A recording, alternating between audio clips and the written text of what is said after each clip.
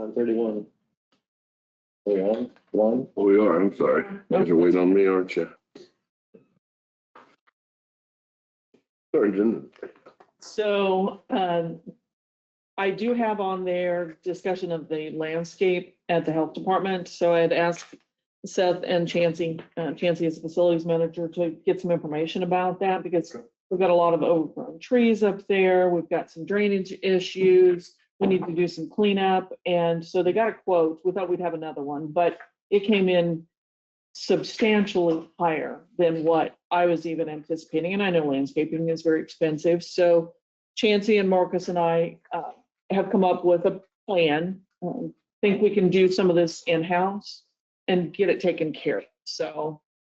Yeah, since that, we ran up to Lumber House and bought a few tools and trimmed up some of the bushes up there and made them look really nice. And Mark was able to get up there with some equipment to pull some of the landscaping. Is good for so many years, then it's overgrown. You can't trim some of those trees back. So we actually cut one tree down and removed some shrubs, and we're going to be putting some privacy fence up, which will be much better around the HVAC units than having shrubs there, because it just holds so much dirt and stuff in there.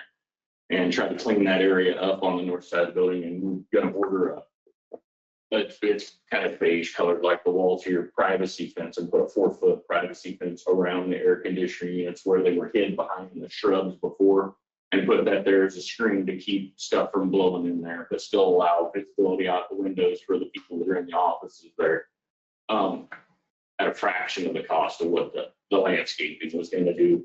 I was also shocked at the price when you put a bid out. I don't know if people just think that it's the county and they got endless pockets to put bids on, but and it's tough to find someone in this area to do landscaping. I'm not happy with the rose bushes out here on the Buckeye side of the street. They've never bloomed like they're supposed to. We've tried putting stuff on them, and they're just not working. And actually approached by the FFA teacher at the high school, and their FFA horticulture group is going to come remove those bushes and re-landscape the front of that forest as a project. And they're going to probably be here the first of next month. And I thought that would be really nice. I said, you guys, we trust you to draw us up a plan and make it look pretty for us, but we want more xeriscape than something that requires a lot of maintenance and that holds leaves and debris and stuff like that, because it's just a nightmare to try to maintain something with that much maintenance. Exactly. And I think back up at the health department, the same thing. We'll remove quite a few of those things and just put it back to grass, make it easier to mow and to maintain. And just, there's no reason for us to have to deal with that on a regular basis. Does it look nice for a little bit, and then it just kind of goes downhill? So.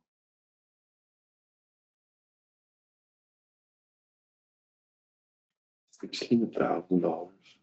And there was quite a bit, I mean, there's quite a bit of rock and gravel. I put gravel bins in. I'm happy we pay someone to mow. We mow that already. I don't need to make something to mow around with more gravel and stuff like that.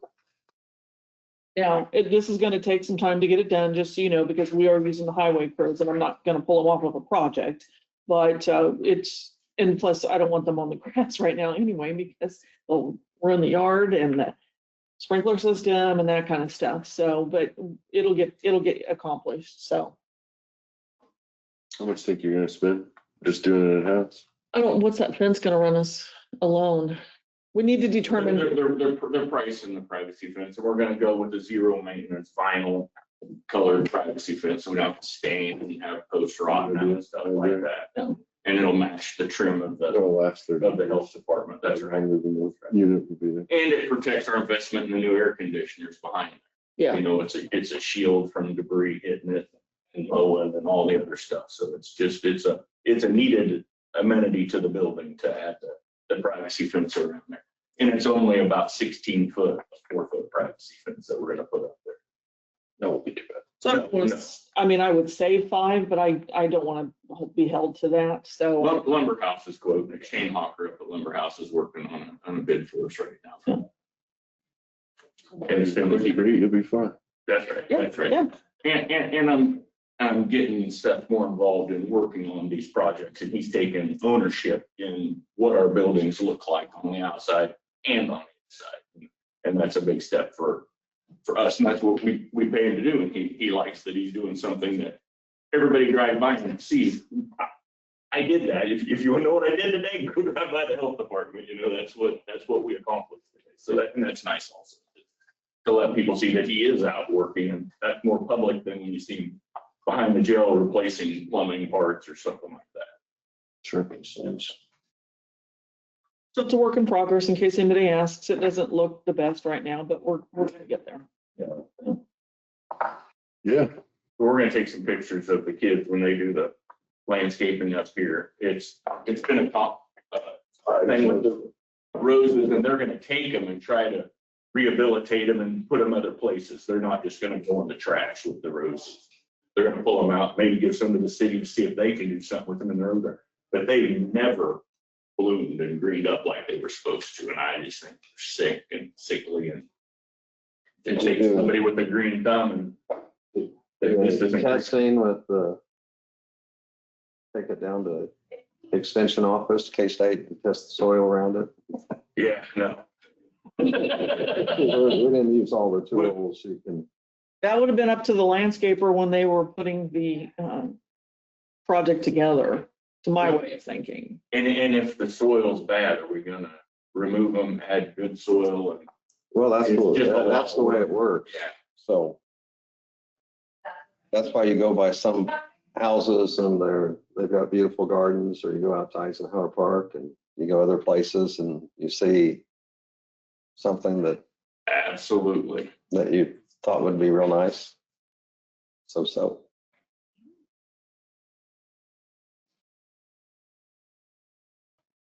Well, but I mean, he put those in, and so he only guarantees it like a year or so, probably. Right. So, after that, it was on us to figure out what was wrong with them. Which 75% of everything was put in besides the roses already. Yeah. That died, A lot of these shrubs and stuff that Yeah. were, that never made it a year. Well, thank you. Yep, absolutely. Thank you, guys. Thank you. No, some things if you overwater them, it's a problem. And then if it's direct sun and not direct sun, it's. the one good thing that came out of this is we do have another option to, when we do bid out for the mowing and the landscaping, we have another company that we can talk to. So that does help. So.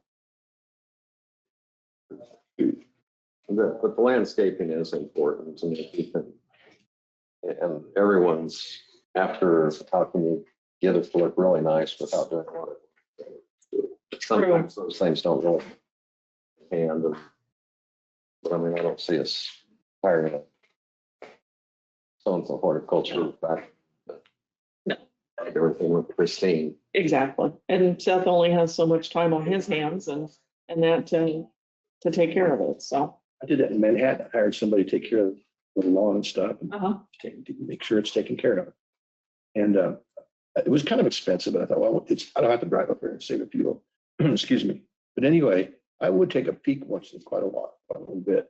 And I noticed, I thought, this doesn't look good. What the heck's going on? So I marked down the day I was there and if it was taken care of.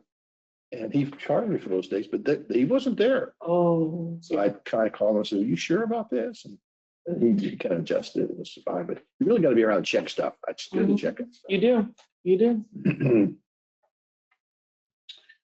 Are you looking for something in particular, or Yeah. this would be the place? We have our sign out there. Yes, it's there. Our tow trailer purchase? Yes, so I provided you some information, Martin and his guys, we've been using this smaller trailer for quite a number of years. We purchased it I believe in '06 for $6,000. The problem is the fenders over the tires, and then our equipment has gotten bigger. So we can't remove those fenders. So when they're driving up onto the trailer, plus they only have a couple inches on each side. So we've blown out some tires. You get just off a little bit and there's a problem. So we're asking that we would be able to replace it. And he's pretty confident that we'll be able to get our dollars back on the trailer that we're selling. So, we're asking to spend $15,238, and it's not on your meeting agenda today, just during the study session, but we should hopefully get not quite half of that back, but that certainly would help. And they use it a lot for the different projects that they're going out to. So I didn't know if you had any questions on that. They're asking for the heavier duty one. It's 102 by 24. The power tilt one, definitely not the gravity tilt. The power tilt is their recommendation.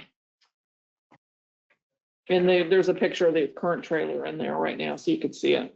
Is Hoyt the one we quoted? It's in Austin trailers. So Austin is out of Manhattan and Hoyt is out of Topeka.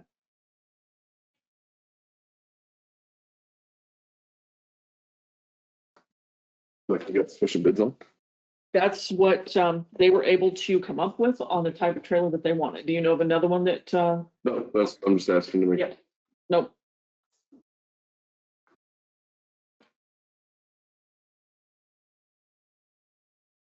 Any commissioners? I assume you want us to add this today if we wanted. Only if you want to. So Thanks. Would you guys? I had we this, can put it on next week too. I had the same deal with the trailer. Uh-huh. And so I thought, yeah, I actually got exactly what I paid for it. I had used it for 4 years and I was going to go buy the trailer. Mhm. I was a fool though. I got what I paid for that particular trailer. Uh-huh. But when I went to go get a new one, Oh, yeah. it wasn't as good a price as these. Mhm. That's what happened. Mhm. I thought, what was I crazy? Mhm. Anyway, I'm fine with that into next week's agenda. Okay. They can wait. Mhm. Commissioners, you all right with that? yeah.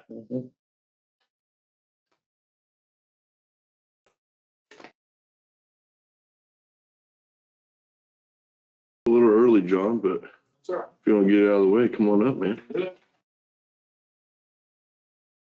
A big letter here, man. I was asked to share that with you guys, so. Thank you.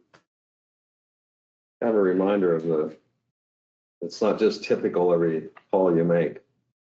Yeah, that's one of our CP patients there, parent, the CP patients. But, Thanks for sharing.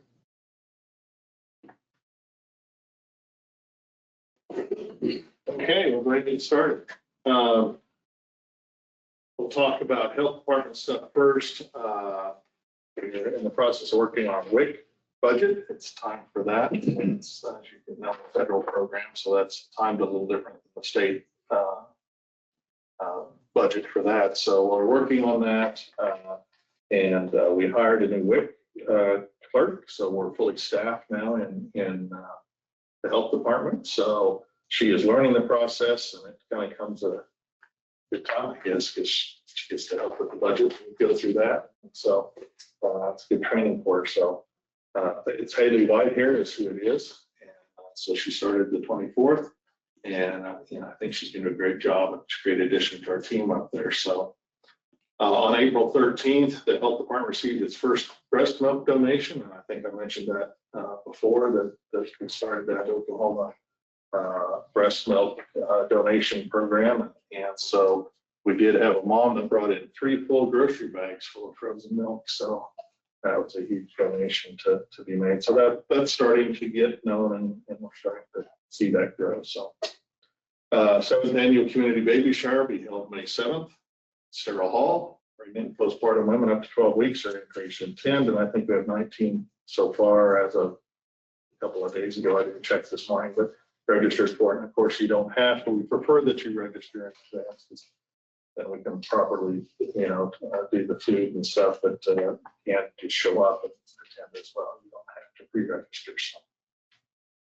And Chris, along with our new health department biller person, attended the billing symposium earlier this week down in Wichita. So that's what's going on at the health department. EMS wise, we had, you probably know that I met with Marcus, both health department and EMS budget, so stuff that out of the way. We currently are fully staffed, and I say fully because we have offered a position of testing process on the EMS side. So if they complete that, then we'll be fully staffed at this point on the EMS side. And a couple of them have already started their orientation, and once the other one gets official, then they'll start their orientation as well. our state service renewal process is done, and we've had no violations with that, so problems with that. So we're renewed again. The state did have a new type of inspection this year, and when they come out and inspect our ambulances, and they did ours early on, we didn't have any deficiencies at all, and knock on wood, we haven't for quite a few years.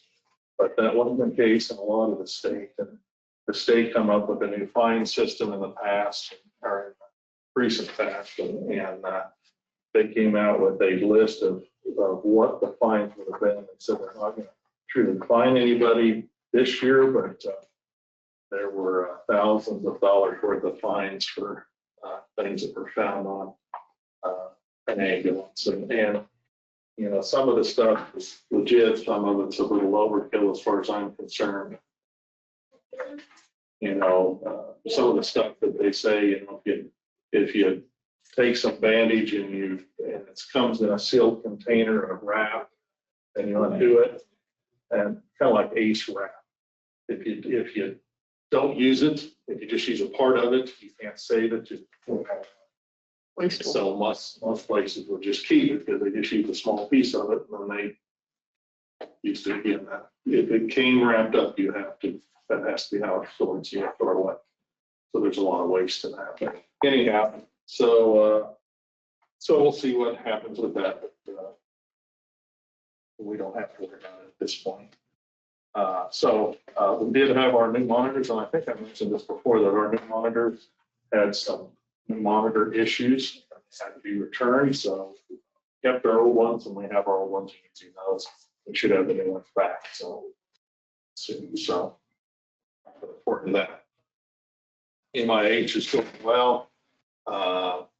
Just as I left, we just got another request. So I think with that will put us up, and that's from Dr. Mosier Harrington. So I think that will put us up to, actually right now we'll have 10 people that we're seeing with that one.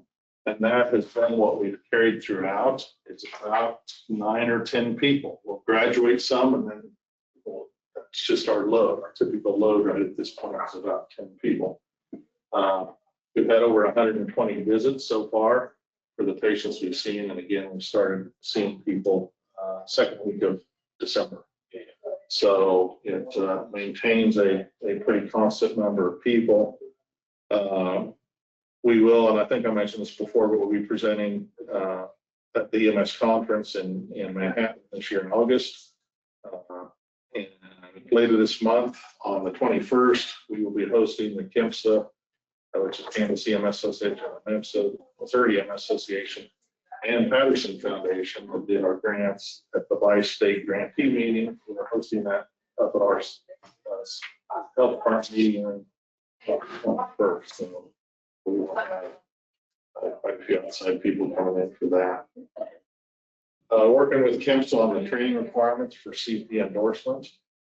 Since CP is a new thing for the state of Kansas, you got to have a mechanism to train new people.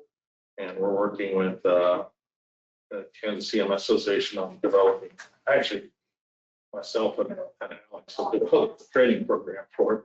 So I'm working with the people down, the head people with KIMSA doing that. So doing that, speaking with other services, question regarding starting programs, and we did have a paramedic from Butler County. I think I mentioned this before, Butler and Reno County at Hutch are both interested, or they have a HRSA grant to start a CP program down there. And we met the young gal that's a young paramedic. She was at Arizona at the conference we went to, and the director down there told me she was going to be down there, make sure we kept track of her, which we did, and talked, and she came up and spent a day last week with us, and we stacked it heavy. We've seen 4 patients that day, and she got a good education.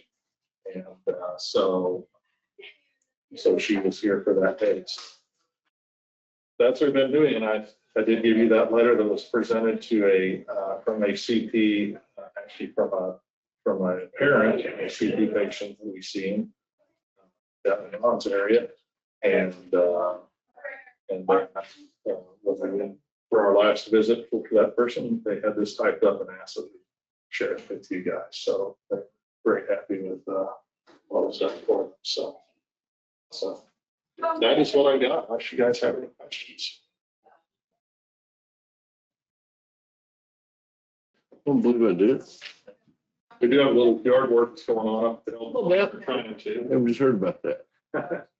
Yeah, doing some prep work and a tree up there that was next to the wall. I think it probably started as a seedling. It got right next to the wall, it's leaning over like the leaning tire pieces. Cut it out. So it just needs a little work. So, man, we're doing that. It's good. Sorry. Anything else you guys got? Thank you. Very good. Yeah, thank you. Thank you.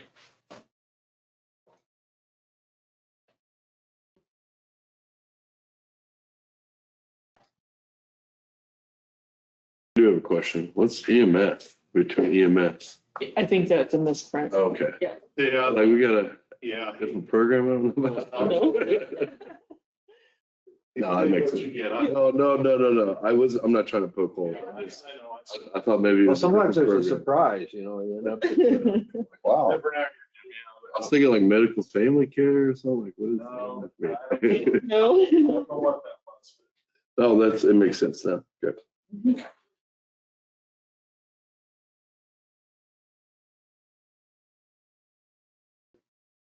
That was a particular person who's been on the ramp. I think I mentioned that we got a ramp given to us in Junction City.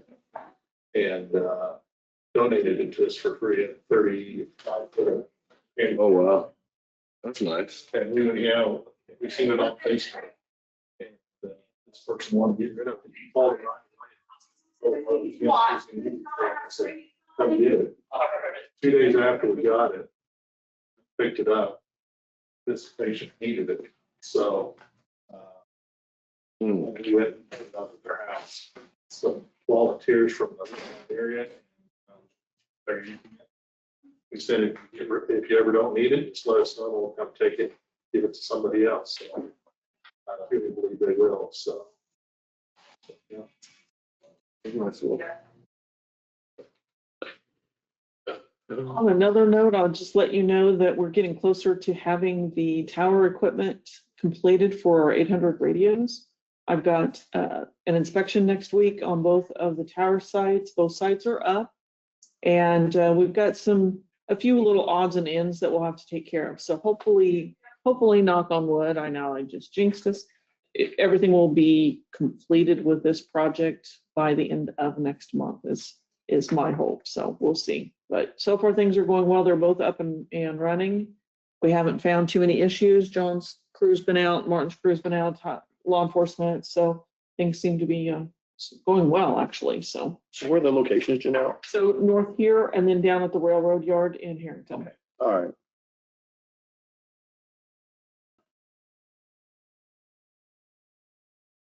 We got a little time. I wasn't here for the audit. Was there anything that came out of this? Overall, last week, they came and presented the audit and there were no findings. It was a clean audit. So it's just right now, I'll be able to utilize now these numbers to plug into the state form as we're working through the budget process right now. So it's really great timing for us. I'm happy to have another clean audit and not have any issues. We worked well with Barney for the most part. They come in. I've been able to reach out with them throughout the year, so we kind of work well on our communication. They came in, I think they were only on site for a day and a half now, and they do a lot of the work online. And so we just send them a lot of the numbers and throughout the year, and they're able to compile that and put together this for you. So overall, it was a pretty easy presentation last week because there were no concerns or issues found in this year's audits. Some of the highlights of the accounts, what is commodities? So it's kind of, we have, some of these are grouped. Right. And it's just been historically accounted for in that way. And so when we put in commodities, you're going to be looking at a lot of our general supplies and daily things that are used throughout the courthouse. I do think it could probably be described a different way. That's just been kind of historically how the audit has shown. In our numbers, as we bring that to you, that a lot of those line items will be grouped in our operational budgets. So that a lot of those commodities are within our operational budget, depending on the way that is broken out in the audit. They are pretty limited on, it's just an overall summary, I guess, of all of those expenses. So they use the word commodity. It's just easier for them to track on the accounting side there for the audit. So it's not contractual, it's not salary and benefits or capital. So that's the description that they use.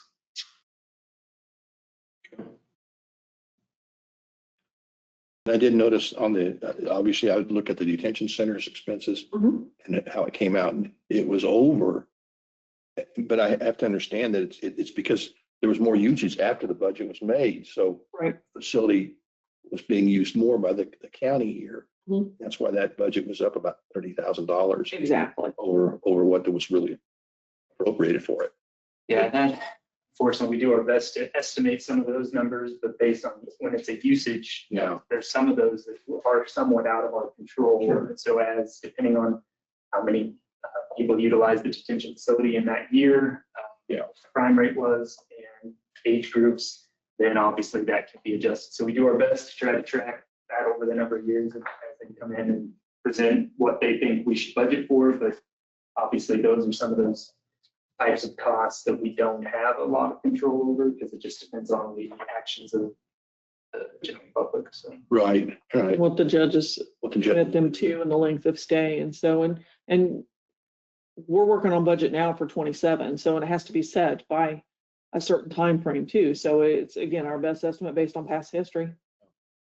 Where is this, I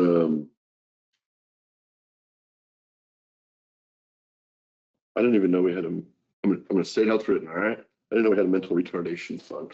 We did years and years and years ago. It's closed. There's quite an amount of money there, though. Maybe they call it something else. 110,000. yeah, so that, What is that one? We're gonna have to go through all this. Oh, now, so but I they've was just got- curious what that is. I don't know why they call it that. Kind of an obsolete term. It is definitely an obsolete term. Remember that? Kind of, Yeah, put it all there. 4 decades ago. Well, anyway, while I was asking, is he, yeah. it's- Yeah, the funds the in- Right below it is about the same, so. So there's nothing being expended. It wasn't budgeted in 25, which means we carried it over. Same fund, obviously, but yeah, because we haven't utilized it in the last 3 years since topic to talk about. Yeah, yeah. I mean, it's a lot of money. Mhm. it is one that, I don't know what it's supposed to be used for, but It's mental health right below it's 125. Seems like it's the same thing there. So the one below it is probably for Central Kansas Mental Health. I got you. Yeah, it's gonna be my guess. So, I had asked the question, but just some guidelines as far as what's the proper amount of extra revenue to carry over. And they seem to indicate that we're within a range that is similar to what counties do and so on. But that is some of the discussion I hear sometimes, is how much money do we need to keep in reserves? And, the city's getting a little bit of attention now because they've been taken from reserves, according to the newspaper article or a few comments. They've taken from reserves and used that for their general funding, and that's something you can't do continually. And then the school board is faced with that. But then the other side of the discussion I hear from people, we're conservative, for example, on our estimates of sales tax revenue that we're going to get. So we don't budget to spend everything that we think could come in, because what if it doesn't? correct. But the other side of that, could we cut that closer? Could we cut some of our other amounts closer, because if we did go over budget, we could still go back to reserves. So do we want to try to just keep the bullseye right where we're at right now, or do we try to build that, or do we have room to reduce that a little bit? Does that make sense? Yeah, I think that's an important conversation that we should continue throughout the budget process. But I think trying to decide what's top of reserves is always, it's a challenge, and it's different across, if you talk to all different counties, cities, they all somewhat look at it differently. When they reported last week, they said that having enough reserves to cover for 3 to 6 months was your common practice. I think we were right now, We're at 5 months. we're about 5 months, so we were kind of right in between that. I feel comfortable with that number, but I think that's something that we should review each year, because you're right. I mean, you can tighten things up. It can be challenging though, because obviously we have some large expenses. So you can put yourself into a financial crisis or challenge very quickly in this type of a budget if you shorten that by too much, because if, say one bridge goes out and it's not planned, and we have an issue where it is damaged significantly and has to be replaced, those are things that we are going to have to find funds for. And so that could be an issue that you've got to make sure that you have some reserves in place to do so. And you're right, from what I'm hearing on some of the meetings there at the city, just in order to cut taxes for this many years, I think they've kind of drawn down on those reserves. And so now they're in a position where you don't have reserves left. Now, they're going to actually go into the negative in some of those. So they've got to make sure that they're really watching their costs. And we're trying to do that slower process where we're managing that each year, or trying to watch those reserves pretty closely to make sure that we don't get to a place where it's going to put us into a financial problem for the future. I'd say, you're talking about the sales tax. We have the last couple of years, each year, we've actually budgeted a little less conservatively on our estimates coming in. And so each year we kind of get a little bit, we're squeezing that a little bit tighter for what we truly believe to come in, but we still want to stay, in my opinion, at least, you guys can lead us in any direction that we need to go. I always say to stay somewhat conservative on your revenues, because you don't want to overshoot that, and then, like you said, have a problem where you come in one year and your revenues don't come in as high as you think they're going to, because that will obviously cause it to where you're not able to actually afford what you're budgeting. And so if you were to overshoot your revenues, it will lower your property tax burden to an extent. And if that doesn't come in, you won't actually have the numbers that you budgeted for in order to properly afford your budget. So you've got to make sure that you stay somewhat conservative on your revenues, but we can get as close as we need to make sure, as long as we're still inside, I believe. So we'll continue to look at that, and definitely in the upcoming weeks, we can touch on sales tax really closely. We can also look at what we think the best policy would be for reserve balances, because we have so many different funds. A lot of times we're talking about the general fund as a specific, when he's talking about the 5 months of reserve balances, I believe he's just addressing the general fund. We do have other funds, we have our equipment reserve, we have our special machinery, and really all those funds, but a lot of those have limited uses. So like you brought up the mental retardation, I have to bring up the statute for exactly how we can utilize those funds. Every time the state creates a new year, they sometimes say they're going to limit how we can utilize these funds. And so then we have these funds here, but we can't spend them because there's only 2 or 3 things that you can actually utilize that for. Like the sheriff's department has a couple different ones for concealed weapons and asset forfeiture. We have to be very careful how we spend those. We might have, say in concealed weapon, I believe we have $25,000, something like that. But that doesn't mean it's $25,000 we can spend. And we also don't want to just go and spend $25,000 if we don't need it. So we're trying to wait for an opportunity to where there's something that falls within the state's guidance and regulations and laws, but also is a need that's going to support our taxpayers and help the communities. You also can't supplant budgets, so we cannot use those dollars to offset costs in that one in can- place of sheriff's regular line item either, so. There's another one I found, landfill closure. Yes, yes. We have to have money setting aside because we've closed 2 landfills, and in case there's contamination, we have to go clean it up. So that's. And I'm just looking at the stuff for we're carrying cash over. Right. I'm just asking questions. Well, and the reserves are part of the formula as we're going through our budget process. That's a factor in that as well, so.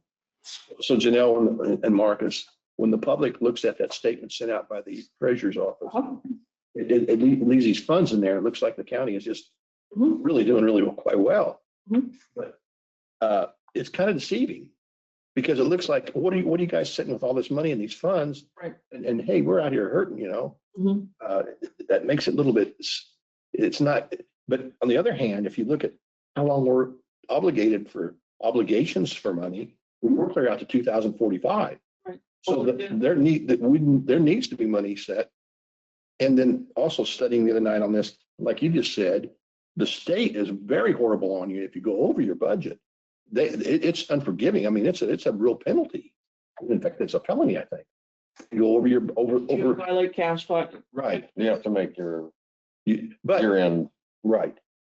entries or. But your general fund, you have the authority in your general fund to put that money wherever you need it, right, or not? Correct. General fund has more latitude. You have more you can take general fund and go over and. Yeah, but I can't take road and bridge money and use it anyplace else. It is taxed for that purpose, like the health department and our bonds.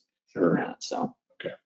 And that I have received some feedback since the treasurer's quarterly statement went out. And that is, I think we kind of touched on it last week a little bit, but just it is deceiving depending on the time of year, especially because of the way we receive our revenue and our taxes come in at certain times of the year. So when you do look at the first quarter balance, you're going to see what looks to be a large cash balance, but that is because we've just received all the taxes, and now those taxes, those dollars have to be utilized throughout the rest of the year, and so our revenues will come in lower and lower as the year goes on. They actually come in a big chunk up front, and so once you see that amount, you start to, in a way, you draw down off of those balances the rest of the year.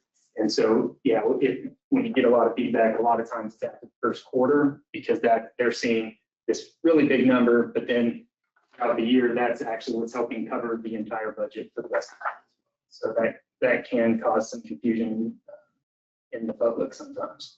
It seems to me, this has happened, this is from experience, even in city councils, we spend more time worrying about a nickel dime deal and arguing over it than the budget and the big item things that's really important. And why I'm bringing that up, there's a lot of businesses right now closing. Flat closing because, the book work you guys do in these budgets and what you lead us to, this is critical. This is the backbone, the operation of what goes on with the county. It's ultimately the One of Bible. the most important decisions that the Yeah. county commission makes. Right. But many councils, city councils and commissions don't spend much time with it. Right. And it's one of the most important things. That's why it takes us months as we're going through this process that Marcus is working with the managers and elected Okay. officials and you on to make So sure. should we maybe talk about funds a little more this year? We can explain some of them to folks. Yeah, we can give it. When they see a $1.3 million carryover in our highway, road and bridge fund. Right.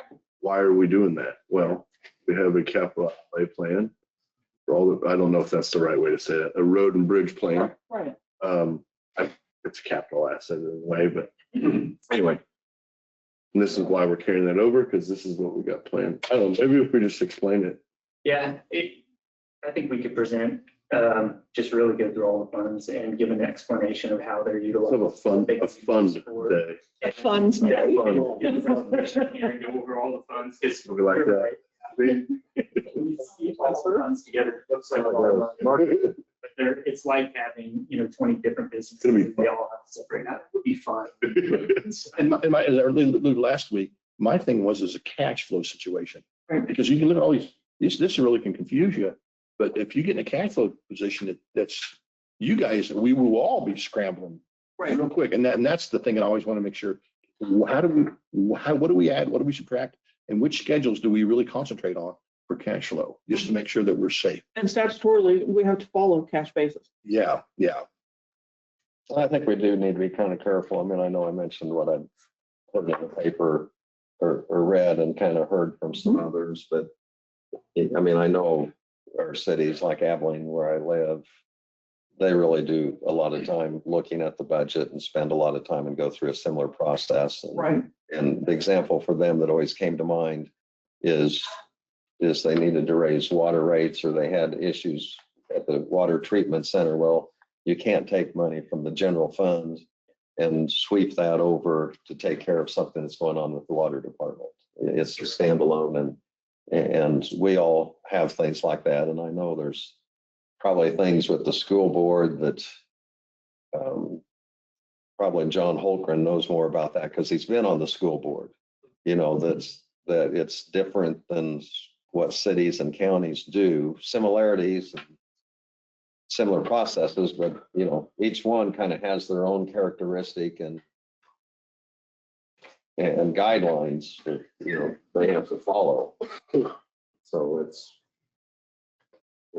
I know it's difficult for the public to follow along sometimes because you do see those dollar amounts. I think there should be a lot of that money should be in place.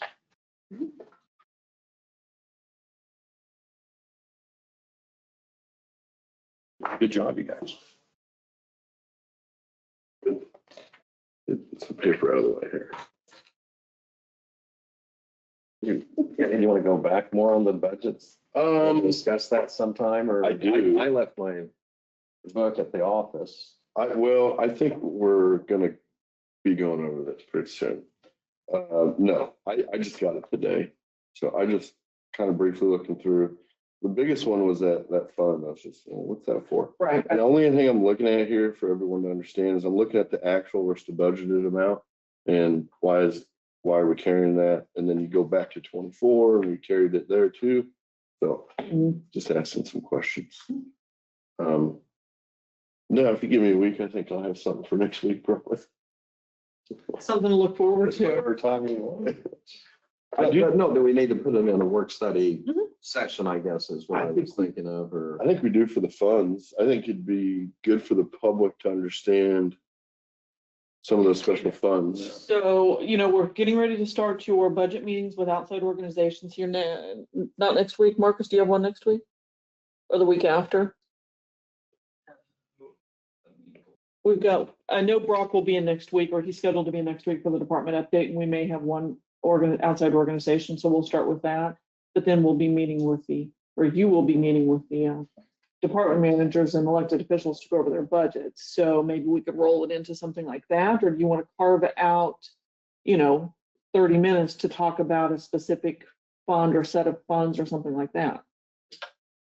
Me personally, I think we ought to talk about some time to talk about just the special funds, not what's going to the general, Mhm. what's in the special fund. A good example, MIH, another one, some of the programs that John's running are special funds. It doesn't mean we're taxing that money every year. That means we have a fund that specifically funds that activity. Let's just go through some of that and explain the constraints to it, maybe. Is my thought, and then people can have a better understanding of, well, this is why we have $3 million in this fund. Mhm. This is why we're carrying that over. Okay. I think we'll get a lot of that through the departmental, obviously, but that's a little more operational based than it is special fund based. Yeah, I think that'll be useful. We can just, spend one of those study sessions where we go over the uses and the We got time, right? description of the funds. Oh, what, August? Still fit in those other departments. So yeah, we'll be okay. We do have the conservation district. District coming in. We were kind of fighting time a little bit, aren't we? We got so many weeks, but Well, some of them would probably be able to do a couple at a time anyway, too, on some of them. And some of that, maybe just the background when a group like that comes in to be able to explain that this is what the state tells us we have to do or take care of. It's our responsibility to be involved in which ones are discretionary, Mhm. if there are some that are discretionary.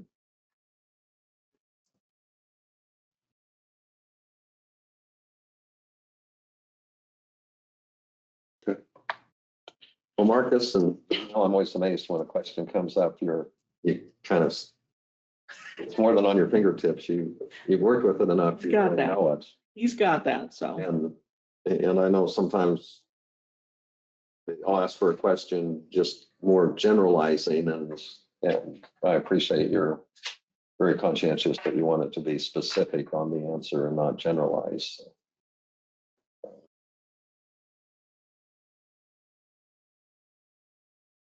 That's a good thing. Tim, do you want to come on up?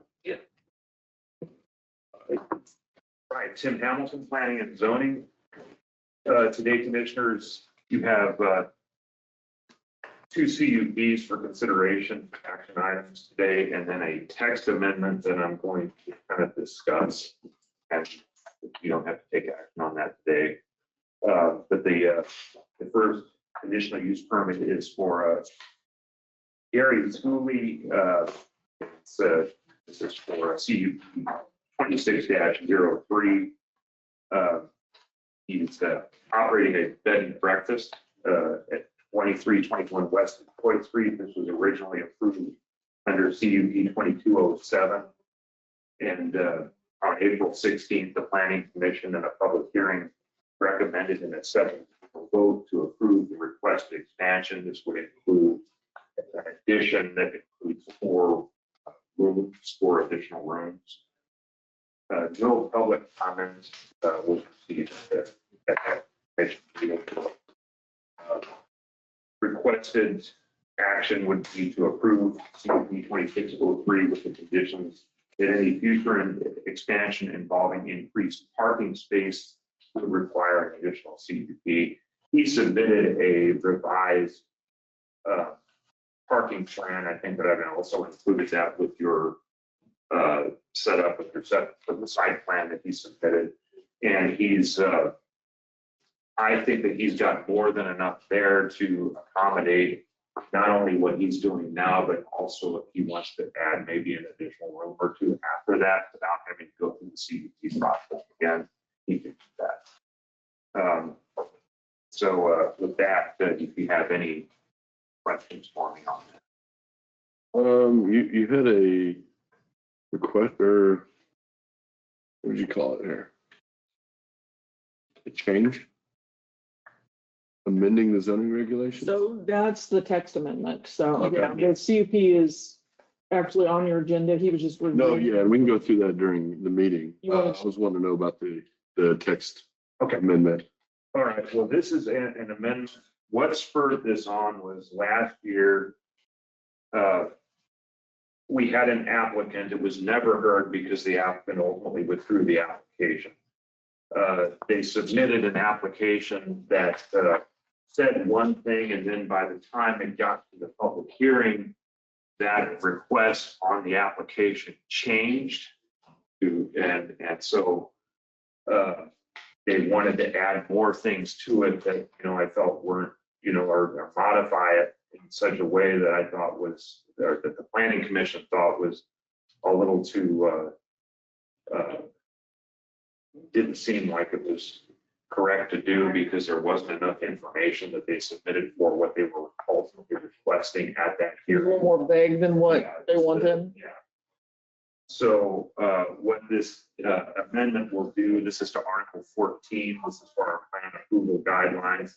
This is strictly an administrative type amendment where between myself receiving an application and the Planning Commission reviewing the application initially, I kind of vet the application in such a way that gives me guidelines, better guidelines to vet the application in such a way that would allow for the Planning Commission and the County Commission as well to make a decision based on what is actually being proposed.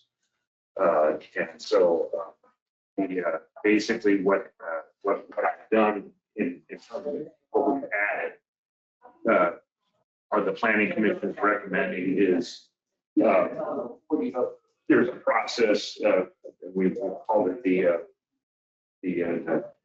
PACC criteria. This would be the precise, accurate, complete, and consistent with what is presented during the public hearing. And it's this process that I will use when I evaluate initially an application to determine if it is accurate enough and enough information there to submit to the planning commission and schedule for a public hearing. And if not, then I just let the applicant know it's deficient in this area, please provide me some additional information. So, of the bold letters here, what you added? The text amendment, okay. yeah, In other words, you want people to present the same application at the hearing as they do during the application process. whatever they put on the application. No redos. What they, yeah, no changes. Okay. If they want to do that, they need to make it probably an amendment with you, Yeah. go back through the process, Before we- Yeah. reapply, Yeah. so on and so forth. Yeah. Okay. It's pretty straightforward. That'll be on your agenda next week. Kind of. And I didn't mean to cut you off. We can talk about these in the actual meeting, Okay. if you don't mind. Yeah. We'll reconnect that. You want to talk about some of the other things though, about what they're doing? Sure. Yeah. Absolutely. So your planning and zoning board, when they're looking at their regs, Tim? Yeah, we're basically still looking at potentially, like, I went to a conference last week for planning and zoning directors, county planning and zoning people in Topeka last week. And there were many counties that were represented there. Every one of them, the hot topic was data centers. And most of the people that I think Janelle has spoken with and the people that I've spoken with are in the process, either planning on or in the process of working on regulations, the same as we are. And this will be probably something we will bring up with the planning commission in June as part of a larger kind of revisions for additional or potential additional alternative energy sources. So we'd be addressing this, but the first thing we're going to address is the data centers, because last week that was like, everybody was like, what's going on with this? Why are they, again, because my counterparts said, we don't know what we're going to do. We don't know how this is going to, because there's really no information out there currently to go off of. We're just kind of like, everybody is starting from scratch, essentially some of these counties. So so my hope is that in June, we're going to start this discussion at the planning commission meeting and open it for public. Be open to the public. I don't know how much, it's up to the discretion of the chair whether or not they're going to receive any public comment at that meeting, but they're publicly welcome to come. Usually we wait till we start really getting into the nuts and bolts of it before we start getting public input on it. But this is just, I think, just to start the discussion. So Keep it separate from the alternative. keep it separate from the alternative energy. That's a whole other matter. I don't know how the other commissioners feel, but I do think we need to get some regulations. I think whether there's no application I know of, but I wouldn't say it's out of line to say there might be coming, and we need to know how that looks. So you want to move this up into a higher priority for the PDZ to It's a hot focus topic. on. I mean, the whole state's talking about this right now. Yeah. I think we need to, me personally, I think we need to have some sort of regulation on this so we can guide those permits or applications if they do come. There's two options that I'm going to be kind of like considering for them. One is a very detailed, that's going to take some time to really go through. The other one is a more simplified version that would accommodate, if somebody, in the future wanted to submit an application, there would be a very general requirement as to what would be as far as considered for submission. And then if there was more information needed, and this applies across the board, not just with the data centers, but with any use that's currently, right now we have a provision in our regulations that says that any unlisted conditional, any other use that's not listed as a conditional use, that is commercial or industrial, would have to go through a conditional use permit. So there's a list of conditional uses that we have in our regulations. And there's a little statement at the bottom that says anything that's not on this list would also require a conditional use. So what I'm doing is trying to accommodate that and make it so that not only, whatever comes into us that might not fit into those categories that they outline already, that the planning commission would have information and say, okay, enough information, say, okay, we need more information on this use. So let's table this until this, such time this application, and then get this information to us.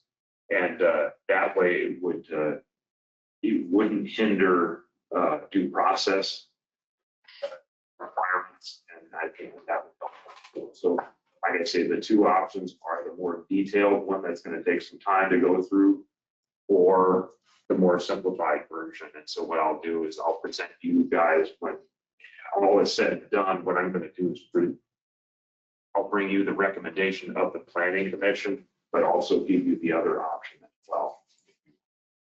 Did you have much input, or I guess in Saline County, part of the discussion where they had a moratorium for 3 years, and Yes. I've heard feedback, or I heard that still discussed over there, that It was passed. changes maybe would come, there'd be improvements or efficiencies, and others like it was the wrong thing, and the other is Yeah. the right thing. So, Right. So what was Well, what's the heart of the discussion there that you were part of? Well, what they were talking about is the planning commission was talking about they need time to basically put together regulations, because they currently didn't have a moratorium on anything.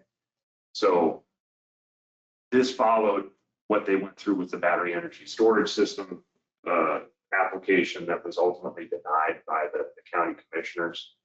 And but the planning commission felt that any future thing, whether it's with data centers, whether it's with any of the other alternative energies, they already have wind, just like we have wind in their regulations. But they have solar, we don't have solar. So I mean, this is but anything that isn't addressed in their regulations already would have a 3-year moratorium.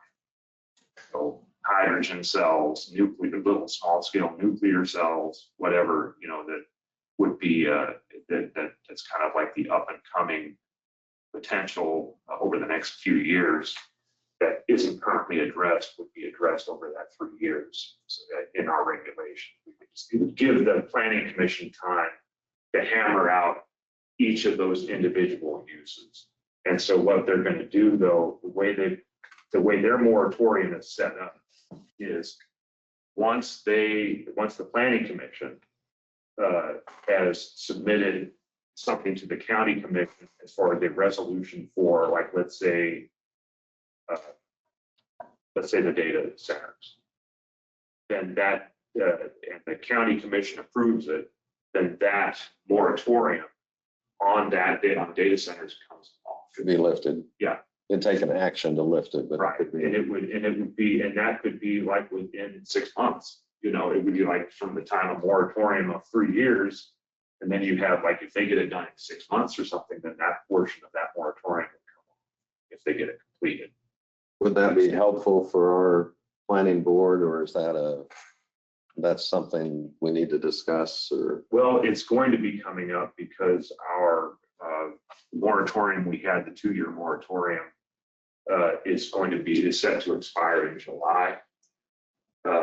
Alternative energy. Yeah, for alternative. So they may recommend, including a moratorium on the data centers, as well as potentially, kind of rolling that into an extended moratorium on the alternative energy. I prefer you do it separately. Separate. It's 2 different industries. Okay. Not the same thing. I don't feel like we can. So on the alternative energy moratorium, when is that coming up? And would we need to redecide on that? It expires July 1st. But the PBZ board could extend that They could. or make a recommend extending Yeah. it to you. Yeah, but they may also, They're gonna do. but I'll just tell them to give, based on what you're telling me, tell them to keep the data center separate if they're. It's up to the other two commissioners too. It's not just but it's not alternative energy. It's a different thing.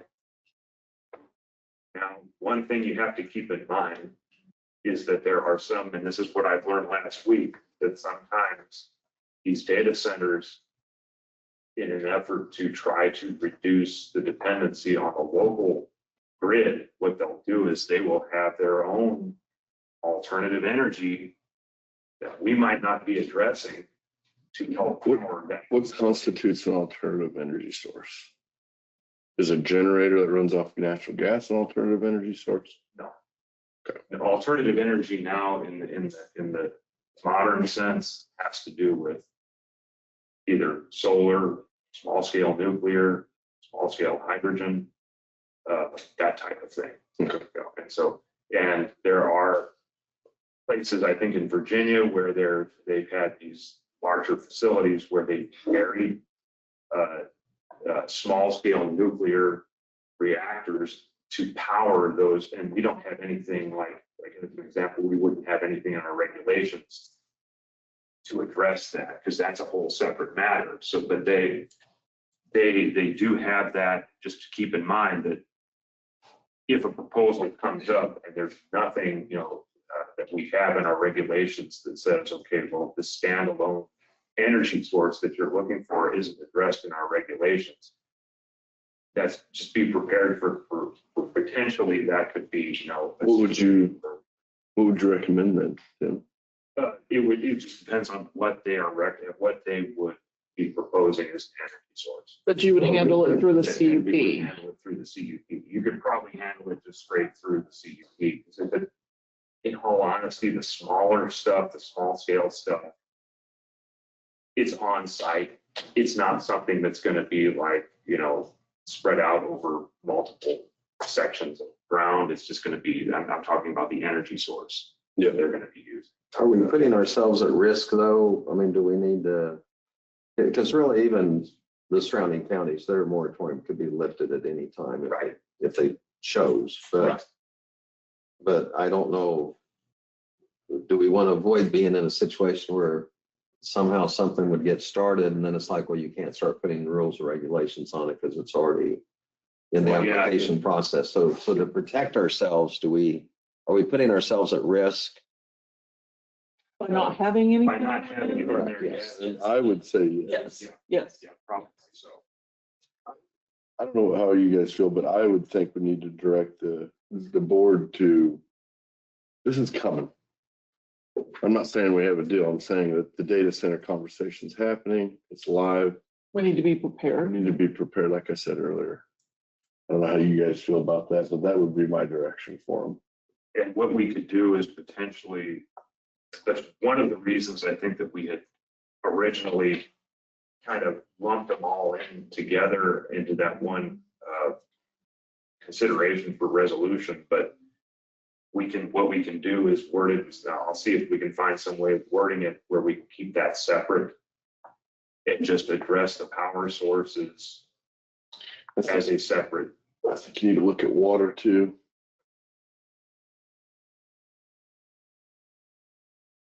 What are, what can we regulate with water usage? Good example, if they need, I don't know how this works, but if they need an exorbitant amount of water a day, do they need to come up with a solution to finding that water other than using the Yes. way we currently supply it? Depends on how their cooling system works. If their cooling system is is one of those that requires just constant water every day versus one where it's a system that recycles it over a 30-day period. We'll word it differently. We can't have something come into this county that costs the residents to operate. Right. That's, for me as a commissioner, I don't think that's right. Especially if it's for profit. Should be able to account for those things. Well, and Abilene has the water treatment facility, the RO facility, but they also provide the rural water district. So I think this is something for us, but also EDC and so on, just to find out what our capacity is of the resource of water. I mean, I know the treatment center can handle more Yeah. water if there was more water, but getting back to the resource, which is kind of what you're zeroing in on, because it wouldn't only apply to this, but if we had another facility, another Russell Stover type size facility or housing development, how much can we handle? Right. And so I think we need to somehow, we need to reach out to the city and find out kind of what some of their projections are on something like that. And I realize it can change. I mean, we just had some great rains, which was really helpful, and ponds are looking better and such. But right before that, the discussion was how dry everything was. But we need to reach out to all of the communities because it not necessarily was going to go here. It could go anywhere across the So county. what is Harrington's? Right. I We don't need know to, much about their water supply. right. And they get it from the lake there. So, but that's another question that we would have, or anywhere along the So I interstate. guess we need to find out Mhm. for each of the communities, maybe that'd make a difference on location if someone came in and. Or what if One of they're the in a any county, how facility. are they gonna get water? Right. We don't have the capacity to build a little water district for them. So, And the other thing to keep in mind too is I just found out this week that regardless of whatever cooling technology they use, even if it's the stuff that recycles the same water and doesn't pull as much out, it's still allowable. so a lot of. And they have to flush it out occasionally. Yes. It's not forever. Sounds like you have a directive here. So I'll Okay, I'll get well, with the cities Mhm. and just find out what the water situation is. What they're anticipating. And then bring it up to the planning and zoning board. And keep the data centers separate from. that would be my wish. I don't feel like that we're having the same conversation. If you want to if they recommend a moratorium and make a moratorium for them. Recommend that, I guess. I personally don't think we should do that. I think that's burying our head in the sand, but Well, and I think sometimes when people hear there's a moratorium, they don't consider the fact that that could actually change. and that's And it's really. just like we yes. make a decision here. If there's a new set of commissioners in 4 years, they It can doesn't block make an lots of application. changes. I think that's kind of how I understand Well, a it. moratorium would put an application on hold. So Okay. bring an application, it would be put in the queue until we get the regulations.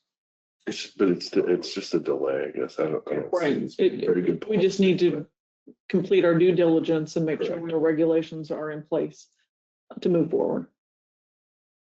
And like I say, I think that you will have, I'll give like whatever recommendation they give for that one format of resolution, but you'll have both formats. You'll have like the more lengthy one. And then I'll give you the more simplified version. Ultimately, the decision is the three commissioners. Yeah, it's gonna be you guys. Okay, All right. thank you. I don't have anything else. Okay. Do you have any questions? I don't. We'll go ahead and take a brief break here for 19 minutes. Resume the regular meeting at 11 a.m. Thank you all for attending the study session. Oh, I'm sorry. Well, I'm taking a brief break. I didn't have the audit in front of me earlier. When we were talking, I didn't have my audit in front of me, so I pulled it up on the computer real quick as you discussed that the line was labeled information. So historically, it does look like that is probably how that was accounted for. We have since moved that to, we actually fund OCCK to help with those services. And so they're in. That's their line item. So what I saw then on that page 21 of the financial statement was that you could see there was a budget for OCCK of $110,250, which was decided as an outside organization to pay during the 2020. Oh, I see, dude. And then you can see there's a separate line up above that accounts and is labeled as mental retardation in the audit. And that line was not budgeted, Yeah. but it shows that it was actually spent. So that's really where the 110,250 is. So I've already sent a message over to Kim now, so we can get that cleaned up for futures or audits, financial statements. We won't have that on there. We can make sure we Restatement. eliminate that line and make sure that it's not in the software anymore. So that way we can make sure we're tracking that up at OCCK. So just thought I'd clean that up while we were in here. I was pretty positive there wasn't 110 grand laying around that you didn't know about. So Yeah, so that was accounted for. It's trying to just, call you out there. it's just out of a different. So. If you look back in old budget books, there was a line item for that. Okay, anything before we break briefly? Okay, we'll resume at 11 a.m., guys.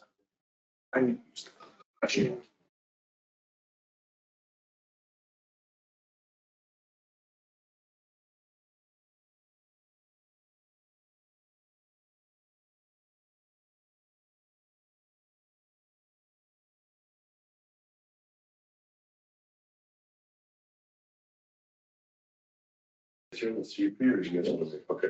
I didn't know if you guys wanted to.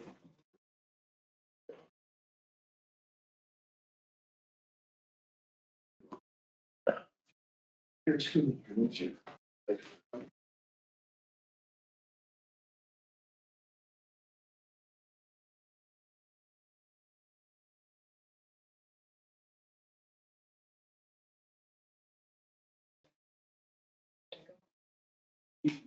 If you want to stay here with her.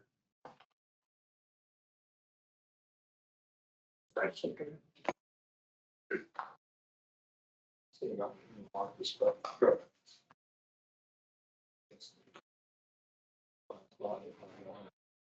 Yeah.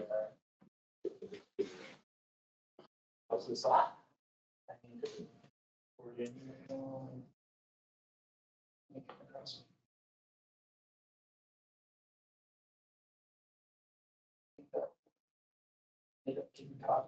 Yeah, how are you? How's it going? All right, Good. busy. I know you are. Both counties are real busy. I bet. Oh, my goodness.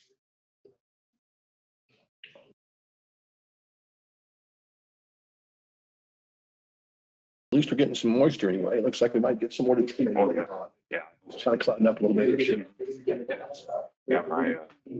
Yeah, my pear tree likes it. Oh, I bet so. You got a pear tree? Yeah. We had luck without the bird. How do you keep the birds from bothering them? Oh, they always, well, it's between the birds and the squirrels. Squirrels Yeah. in there, just tear all over. Yeah. I had the same trouble. I had finding birds. And more trouble with the birds coming up, and then a cherry. And I put a cherry tree up. You want to talk about something that's worse than cherry? They really love cherries, and Oh, really? it's hard to. Yeah, you almost have to put a net over the tree. You seriously, Oh, yeah.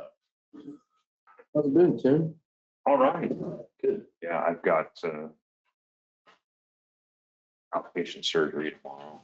Oh, And, I'll be out of commission next week, so I'll be, basically, Hopefully everything's okay. yeah, I'm fine. It's just the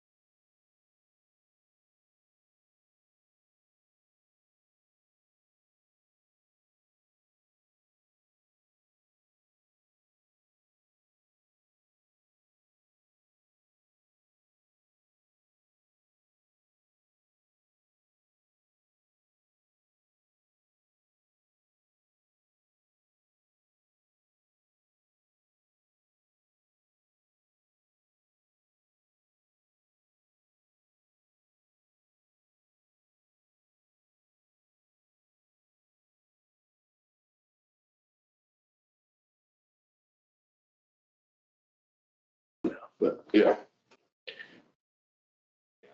We gotta do something. We'll see what you come up with. Yeah.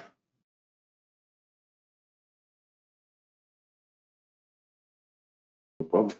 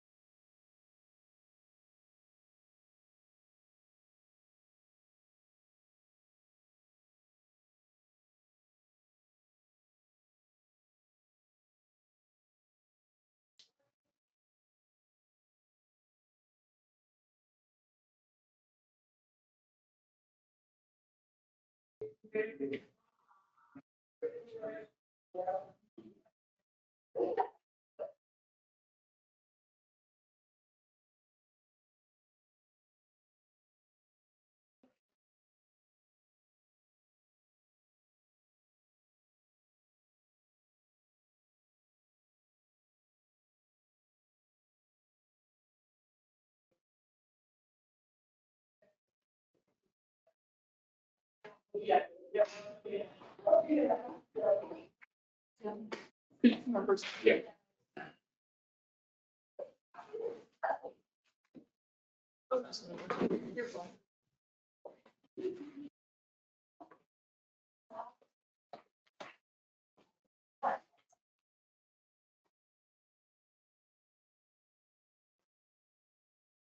Quick question for you.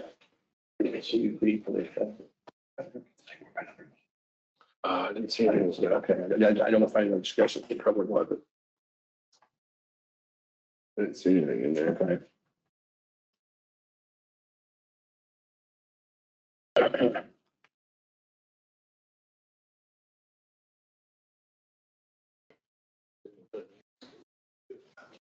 Did get memorial. Said John. We did get a memorial donation for MIH out of the blue that somebody found out about. So all of a sudden, the funeral home says, Stack of Jackson. Oh, wow. How much did they give you?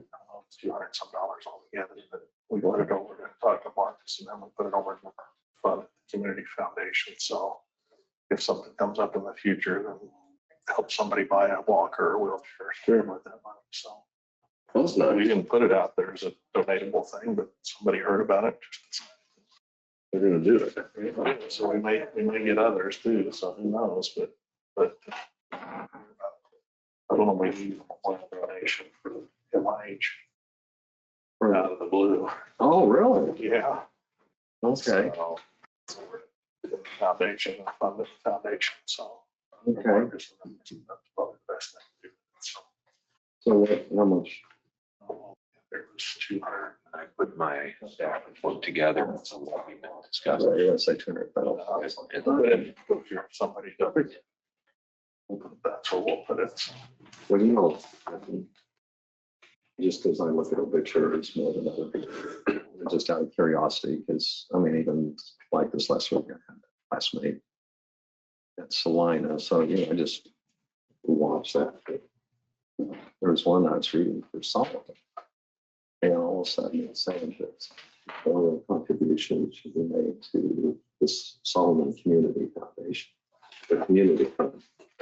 And it's just something to Andrea, and she's like, I've never heard of this person. So, and then when I looked at the maiden name, I knew a little bit of the connection, but they had been gone from the For a long community time. since high school.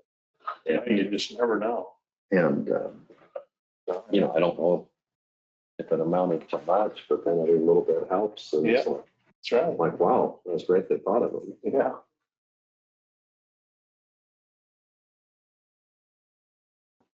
I tried to draw you in on that budget conversation for school boards. I wouldn't bite. I know, the fish just weren't biting. Well, but you do have an understanding. It is, it's a different. Yeah. You look at what they have to deal with and their planning and calendar years and all that.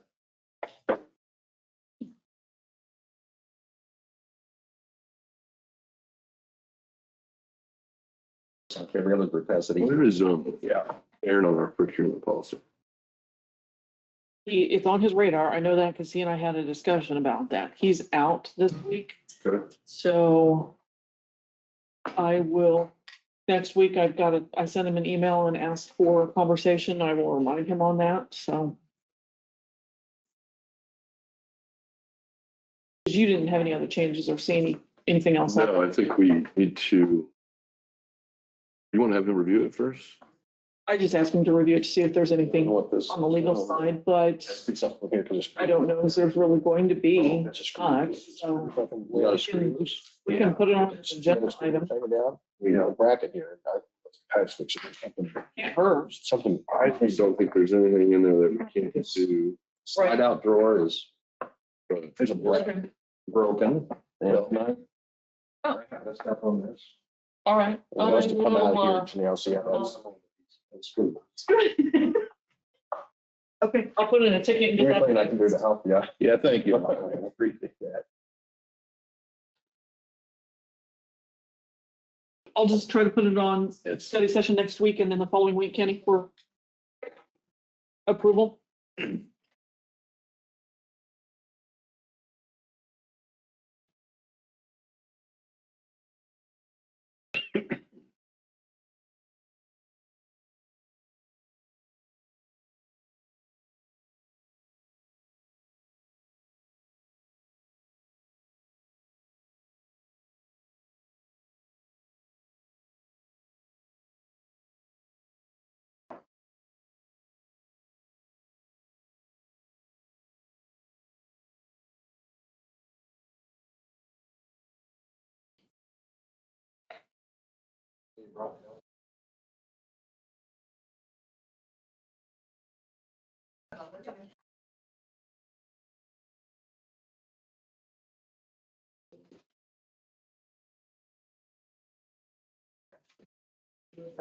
It's different later. Jennifer's back over there. Oh, Rachel, Raquel, not coming in? No, they're at county clerk. Raquel. Raquel, yes. They have their conference and today's the big day because Secretary of State will be there to talk about legislation for elections. Okay. You're gonna have to do it. I'm gonna have to do it. Well, give me the. Oh, well, I can read it if you want. Um,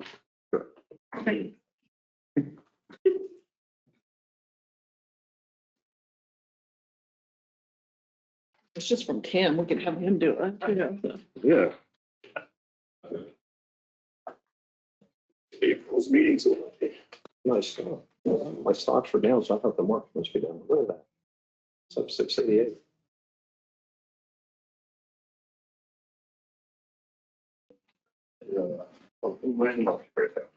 Is that all right?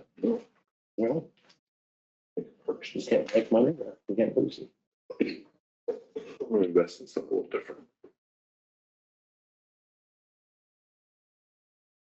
Thinking about buying a new house. See how it goes. CP's bids next week. It's supposed to be from last week. That's just the information, the kind of the summary on the solid waste. I wonder why they're going up. Hmm? I wonder why they're going up so much. Oh, because the Oil price per barrel is way up. Makes sense. and the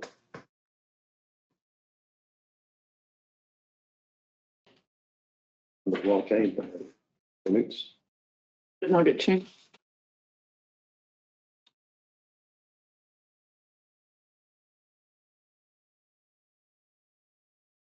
No additions.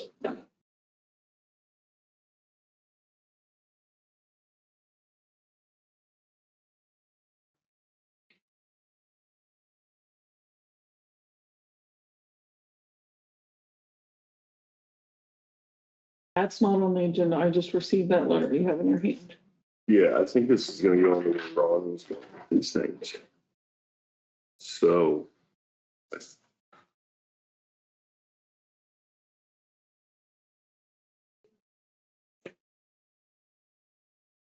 I don't know who this person is.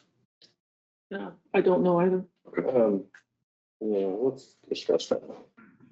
I would like to. Put it on the agenda for next week. Some section, At least do we need study to, session maybe. Okay. when do we need to have a decision? I thought it said in, Let's say here. There's a vacancy now, so it's just, it's not gonna hurt anything. it can be anytime. Okay. But probably should be before. I guess, Mhm, aren't we on it? mhm. I mean, Lynn is the representative, but, and wasn't Two slots. Oh, do Levita, we? it Okay. was Levita before, Levita Montgomery was the representative that you all had appointed before, but Talk about it next week. I'll put it on the study session and we got a kind of a full agenda coming up next week Yeah, too. we do. And probably like we maybe should announce it to the public in case there's someone interested. Yep, I got it. So you got it. I mean, I guess you could do that before to say we've got an open there and we'll be considering that.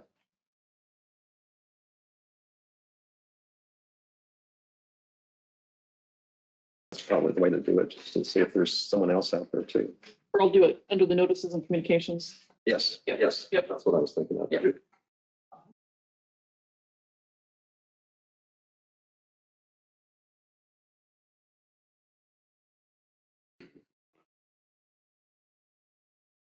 You want to just observe them on the sign for the invocation?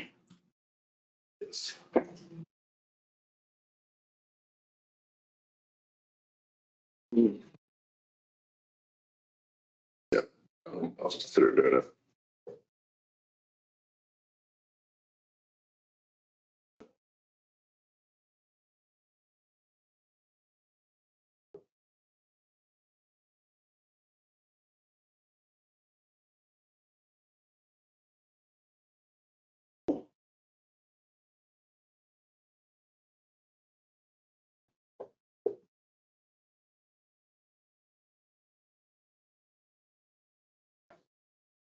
I call this meeting to order. Could all rise for the flag salute?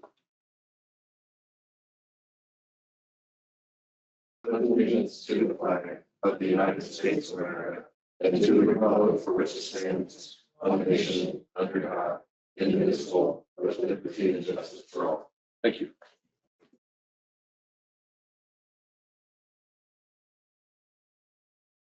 I would ask that we would please take a moment of silence for the invocation for today.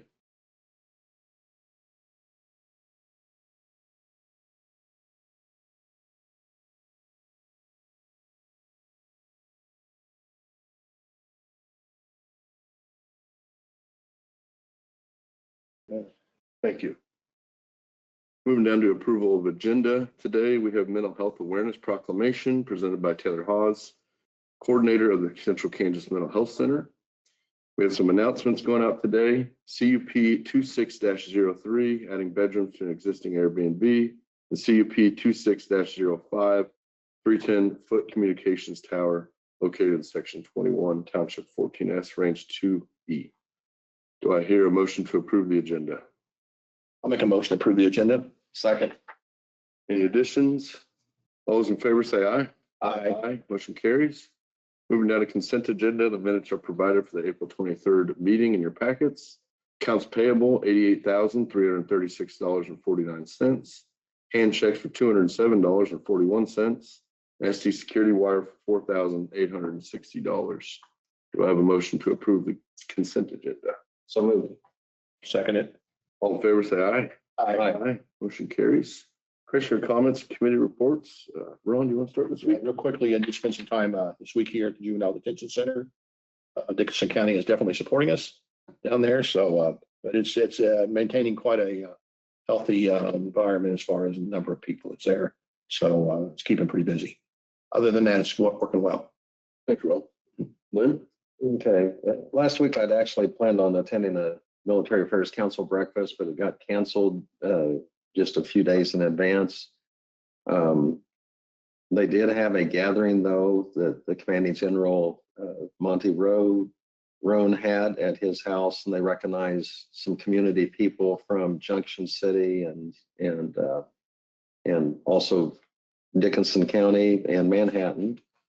And then there was a 250th event, and it was an opportunity where people could tour some of the community churches here. And there were 4 or 5 churches involved. But then at the very end, they gathered down at St. Andrews and had a speaker and talked a little bit about some of the history. And since it was a church event, it was kind of that. He talked a little bit about church history and things in the past. But anyway, it was a nice gathering, and they had the AHS singers also give a performance, and they told a little bit of things they had done. They'd been to Carnegie Hall, but anyway, Danette Whiteley does a great job with that group. So anyway, that's all I have. Oh, one more thing. I have gotten quite a few comments about the bridge work being done on K-15, and just a reminder for everybody to try to remain safe and take it easy. People are rerouting and going on Mink Road to get around that because the bridge is completely closed. It's not a pilot car deal, it's completely closed. But also people are taking the industry route. And one thing I wanted to mention or emphasize, we did a bridge replacement with Clay County back probably, I don't know, 5 years ago or so on that bridge. And, you know, it seemed like you could get across that bridge, but it was on the weight limit. I mean, it was where it needed to be replaced. And thank goodness we replaced it, because now we have that extra traffic. I talked to someone that did that reroute and went through industry, and you need to slow down to 30 miles per hour and you go over the bridge. And they said there were some kids fishing off the bridge, and they almost seemed surprised at all the traffic going by, because it's like a highway now. It's like a regular highway with all the truck traffic and such. But you know, it was fortunate that bridge got replaced when it did, because of the weight load of those trucks going over it. Exactly. And I would just add on to that, Martin and the highway department have received a lot of calls with those same concerns. And he and I have both spoken with the sheriff's office, and there will be extra patrols where they can to monitor the traffic going through there. But this is a state project, and there is an alternative route. So please be aware of your surroundings and be responsible as a driver on those routes. So. Because people are used to going 65 miles per hour or a few miles per hour, maybe over. And those trucks weigh 80,000 pounds. If they're from Nebraska, they may be 90,000 pounds. They have a different weight limit up there. And that road was not constructed, even though it's the old Highway 15, it was not constructed for that type of traffic and that size of traffic and volume. So, you know, slow down a little bit. 55 miles per hour is a lot safer considering the conditions. And I'm glad they are going to patrol that. I know it's a state project, but we need to protect the people on our roads too. So that's all I have. Thank you, Lynn. I don't have much to report. I thought I'd give a little bit of reason as to why I was gone last week. My dad is pretty sick in a hospital up at KU Med. So I had to go up there last week. Just thought I'd owe you guys a little bit of explanation what's going on there. Also got invited to the Dickinson County Republican Women to speak on May 18th. I didn't know if you were going to be there too, Lynn. I just thought I'd announce that I'm going. So in case we're both there. And then honestly, I'm pretty dang tickled pink that we got 3 inches of rain. So I think that was great. The wheat was looking about 8 inches tall and heading down. Glad we got that rain and we needed it. And that is all I have for today. Moving down to proclamations. We got the Mental Health Awareness Proclamation. You want to come on up? Good morning. Good morning. Good to see y'all. Yes, you as well. I'm Taylor Hawes. I'm one of the coordinators for St. Francis Mental Health Center, and I'm based here in Abilene. What parts introducing? I'm Julie Clayson. Excuse me. I am another member of our CBS team as well that works with our population of kindergartners all the way up to 22-year-olds. And I support in a different capacity, but in the same realm of overseeing providers that are here on Dickinson. And I'm Gretchen Boy, I'm the grants and communication specialist at South Dickinson. So I'll go ahead and read the proclamation, and then we do have some great events that we're holding here in May that we'd like to share as well. So, whereas we recognize that mental health challenges are common, with 1 in 3 adults in Kansas report symptoms of anxiety and/or depression, and 1 in 5 youth experience a major depressive episode each year. Whereas nearly half of Kansans experiencing mental health concerns do not pursue care, with stigma contributing to silence, delayed treatment, and worsening outcomes. And whereas rural communities are rooted in resilience, hard work, and strong community ties, yet experience unique barriers to mental health care, including limited access, concerns about privacy, and stigma that can discourage help seeking. And whereas stigma can lead to isolation, reduced access to early intervention, and increased risk of crisis, including higher rates of suicide and untreated mental health conditions in our communities. Whereas creating a culture of openness and understanding allows individuals to seek help earlier, strengthen connections, and support recovery.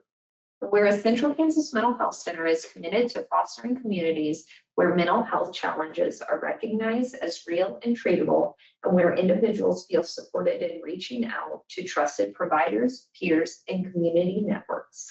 And whereas reducing stigma requires community-wide engagement through education, open dialogue, and collective effort to create environments where seeking help is encouraged and supported. Thank you. Why don't you do your announcements and then we'll do our vote.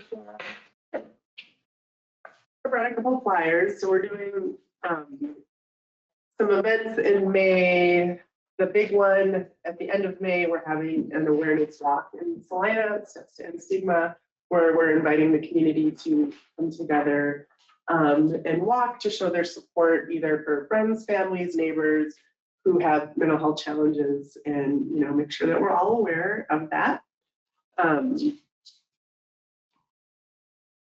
We're also doing Be Seen in Green, and that starts tomorrow. So every Friday, we're inviting businesses, organizations, communities to wear green. Green is the mental health color for Mental Health Month.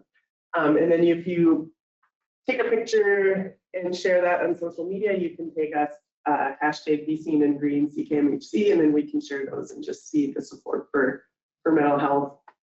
We have some libraries that are partnering with us, and one of them is here in Lincoln or in Dickinson, or Abilene. Libraries will have some displays with information on mental health and information about CKMHC, but also like book recommendations and stuff like that as well. And those are our community events. Awesome. Well, thank you. Commissioners, do I hear a motion to approve proclaiming May to be Mental Health Awareness Month in Dickinson County? So moved. Seconded. All those in favor say aye. Aye. Aye. Motion carries. Therefore, I, Ken Ralston, Dickinson County Chair, do hereby proclaim on behalf of the Commission, May 2026 Mental Health Awareness Month. I'm going to read this portion because I think it's nice. I call upon the citizens, government agencies, public and private institutions, businesses, and schools of Dickinson County to take action to end the stigma, promote understanding of mental health, encourage help seeking, and participate in community efforts, and foster connection, education, and support for all residents. Thank you, guys. Thank you so much. You guys want to do a picture with us, or Absolutely. you want me to sign this one? You've signed them in there, but so our county clerk is not here. Once she is back, I'll have her sign them and then we'll get the proclamation to you. Awesome. Thank Can I you. Yes, you have another one? Yes, absolutely. Yeah, yeah, there's two, Yeah. and I'll make sure that we get those down. So.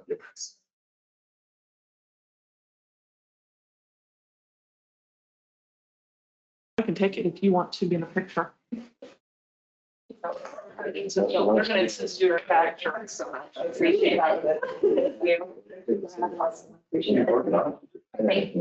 Like you guys. Yeah. Let's see you guys. Sure.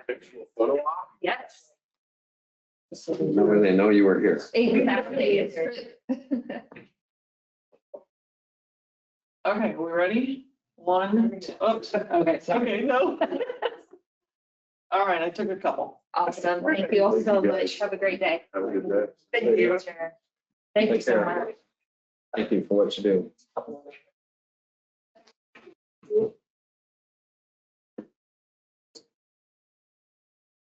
I'll go ahead and mention I do serve on that board for Central Kansas Mental Health, and Dickinson County has always had, in recent years, we're allotted 2 board members. And it's not just Dickinson County, but it also is, Saline County is the main office, but Ottawa, Lincoln, and Ellsworth. Yes. And so that is something that years ago, the state gave a directive, for counties and communities to work together. And you also have an office over here. Yes, we do. It's right across the street from the main entrance to the hospital over on the corner of 10th and Brand. So yes. But if people want appointments or need information, also you will go to homes. Yep. So, Yes, absolutely. so families or family members can come up here to Dickinson County or Saline County, Salina, actually, and Abilene, and then, and so anyway, that's kind of how it works. Do you want to mention anything about your work briefly? I absolutely can. So we, in the last several years, have transitioned, as the whole state of Kansas has, into community behavioral health clinics, so called the CCBHC. So, our main purpose is obviously supporting individuals with their mental health challenges, but as a CCBHC, we also support and identify other areas of risk and need in individuals' lives, whether that's dentists, physical health, just connection to whatever they're needing that could be contributing factors to their mental health. With that shift, we have changed and updated our intake process to being what is called same-day access. You do not have to make an appointment of any kind to begin services with us. You can come in during our same-day access hours.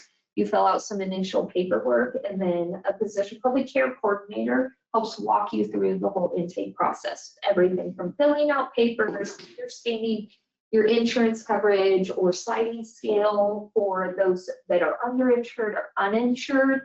You meet with a therapist that day and kind of develop your initial treatment plan with areas of support you are wanting. Additionally, we are partnered through the Mental Health Initiative Team grant through the state of Kansas with every public school here in the county. So we have case managers and therapists that are able to be in the majority of the public school sphere and support children and families in that way as well. We do have mobile crisis as well. We have crisis team members that are based out of Salina, but they have the ability to come travel here to Dickinson County when any individual is experiencing a crisis, to support them in accessing the care they need to essentially reduce the risk of harm. I'm really excited. We held our first mental health, mental health first aid. There we go. I have so many acronyms. Mental health first aid classes here in Dickinson County. We've had 2 in the past year, including one with the health department and some of the EMTs, and then the hospital hosted one for the community. And we are working on scheduling another one in June. The whole intention of mental health first aid is for anyone and everyone to just gain some knowledge so that you feel a little more comfortable approaching somebody that may be in a crisis or, having a difficult time, and, supporting them and just that destigmatization and, awareness of, care and supports that are out there. And I will say our law enforcement is utilized and dispatch has utilized the mobile crisis unit. So that's been very beneficial. That's great. One thing I found interesting in being on the board, we heard about this, but for example, you can have some adolescent and the family is almost like at a standoff. I mean, they want the best for their child but yet it's just not working. And it's tough, the situation, I mean, they brought in resources from the school and everything, but they almost need that space, but also kind of a team work type situation, and people on an emergency basis can come in, and sometimes they just need that little bit of separation. It's not like adolescents don't want to solve the problem either, but it's just a standoff. It's just not working. And so, regardless of the situation and how tough, you folks are there to help, and it's a resource that all families can use and communities can use. And basically we want everything to work out and, try to make positive steps forward. And sometimes it's an easy road and sometimes it just isn't. Exactly. A lot of different ways to get the job done to help us improve the livelihood of these. You're absolutely right. Yeah. But people need to kind of have the awareness that, some of those things are available. And when you talk about trying to reduce the stigma, sometimes there are a lot of preconceived ideas of this is what mental health is, or this is what the services are. And it expands beyond that. So, Absolutely. reach out and get any information you can. And Our website. I think someone has something to add. And something to add, kind of going on some of the things that you're talking about is the additional resources that families can receive. Peer support is something that's new to our children's department, as well as parent peer support, which would be supporting parents with adolescents. Peer support is very unique in the fact that it's not necessarily a clinical service as it is a peer service. It's someone with lived experience who has went through and is in recovery, or their children are in recovery, who can help guide parents who are feeling overwhelmed and unsure, and give them a space that's safe, that is judgment free, and be able to walk with them and just give them space. What I hear from parents who are like, well, I already know how to work the system, who have used this particular service, afterwards they'll say, I didn't know I needed it. To be able to have someone who understands what I'm going through or where I've been. And I've heard the same thing from our peer support, which is serving 12-year-olds through 22-year-olds, to be able to help them understand. I understand it's hard when you have to go on medication, or it's hard when you're doing the best you can, but you still feel like you're failing. And so it's been an enormous benefit to our services to have the peer piece, and thankful to KDADs who have made and are pushing to do more peer support and in different capacities. Thank you. Hey, thank you all so much. Appreciate it. We'll go ahead and move on to a brief section for public comments. If County Administrator Janelle Dockendorf will read the rules, please. For the Open Meetings Act, KSA 75-4317 and 75-4318A, as the elected board, the county commission is not allowed to meet or make any decisions without posting the meeting. They are only allowed to act on items on the agenda which they set. During the regular meeting, the county commission may allow for public comments on items not listed on the approved agenda. It is at the discretion of the county commission if they allow comments on agenda items. If you wish to provide comments, please come forward to the podium and state your name and address. If you are online, raise your hand and we will unmute you. Please state your name and address. Each person may speak for 3 minutes. The allotted time will start after the speaker has given his or her name and address. Public comments shall be addressed to the county commission only and not to the speaker or the audience. Only the county commission will be permitted to ask the speaker questions. The public comment period is not a back and forth discussion with the county commission. You should make your views and input known to them, but it is not a time to ask them questions. You should not expect them to respond to your comments. Comments may express support or agreement with the previous speakers, but in the interest of time, please do not repeat the same information. You may state something to the effect of your name and address and you agree with the previous speaker. It is important to maintain a respectful, non-threatening atmosphere for anyone who would like to speak. Please do not engage in such actions as cheering, booing, clapping, insults, threats, etc. Give a minute here. Any comments?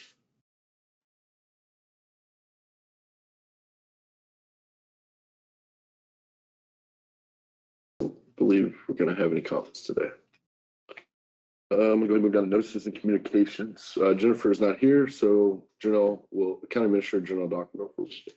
So commissioners, Lynn had mentioned this, but there is an opening on the Central Kansas Mental Health Center board. So we have 2 seats and Lynn has one of them as a appointed member from the Board of County Commissioners and then a member at large. So if anybody has an interest, please feel free to reach out to me. And we will bring that back to the commissioners to consider.